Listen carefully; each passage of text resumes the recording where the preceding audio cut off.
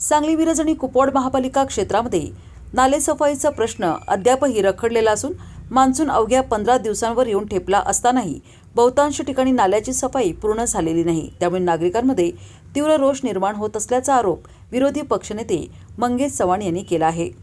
महापालिकेकडून स्वयंयंत्रणेतून नाला सफाई करण्याचा दावा केला जात असला तरी प्रत्यक्षात आवश्यक यंत्रसामुग्रीच अपुरी असल्याचं चित्र दिसत आहे। जेसीबी, कॉम्पॅक्टर, डंपर तसेच नालेसफाईसाठी लागणारी अन्य यंत्रणा कमी पडत असल्यामुळे कामाचा वेग मंदावल्याची टीका त्यांनी केली। महापालिका नाला सफाई स्वतंत्रपणे करणार असल्याच्या घोषणा केवळ कागदावरच असल्याचे सांगत मंगेश चव्हाण यांनी सत्ताधाऱ्यांवर जोरदार निशाणा साधला। मान्सून तोंडावर आला असतानाही सत्ताधारी या गंभीर प्रश्नावर बोलायला तयार नाहीत। नागरिकांच्या अडचणीकडे दुर्लक्ष केले जात आहे। विरोधी पक्ष म्हणून आम्ही सातत्याने आवाज उठवत आहोत असेही ते म्हणाले।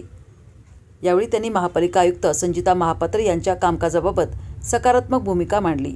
आयुक्त या प्रश्नाबाबत सकारात्मक असून त्यांनी त्यांच्या पद्धतीने काम सुरू केले आहे।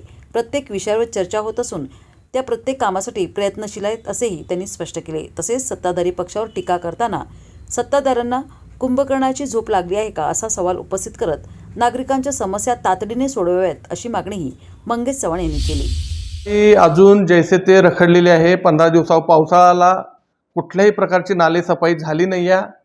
ह्यावर सुद्धा सत्ताधारी बोलायला तयार नाही आहेत। तर नागरिकांच्या मध्ये मोठा ह्या लोकांबद्दल रोष निर्माण होत आहे। यंत्रणा करत असताना सुद्धा आपल्याकडे यंत्रणा कमी आहे ह्याची पण जाणीव ह्या लोकांना नाही आहे। जेसीपी कमी आहेत, कॉम्पॅक्टर कमी आहेत, जेसीपी कमी आहेत, अशा बऱ्याच अवजारे महापालिकेकडे कमी आहेत। फक्त ह्या घोषणा आहेत महापालिका स्वतंत्र करणार आहे, खाली यंत्रणा नाही आहे ना। नाही, आयुक्त अतिशय पॉझिटिव्ह आहेत। आयुक्तांनी त्यांच्या पद्धतीने काम चालू केलं आहे आणि आमच्या आयुक्तांबरोबर प्रत्येक विषयावर चर्चा होत असते। त्यावर ते पॉझिटिव्ह त्यांचं मत मांडत असतात आणि ते 100% प्रयत्न करत असतात। आम्ही सत्ताधारी लक्ष घालत नाही, प्रत्येक वेळी आम्ही आवाज उठवतच चाललोय।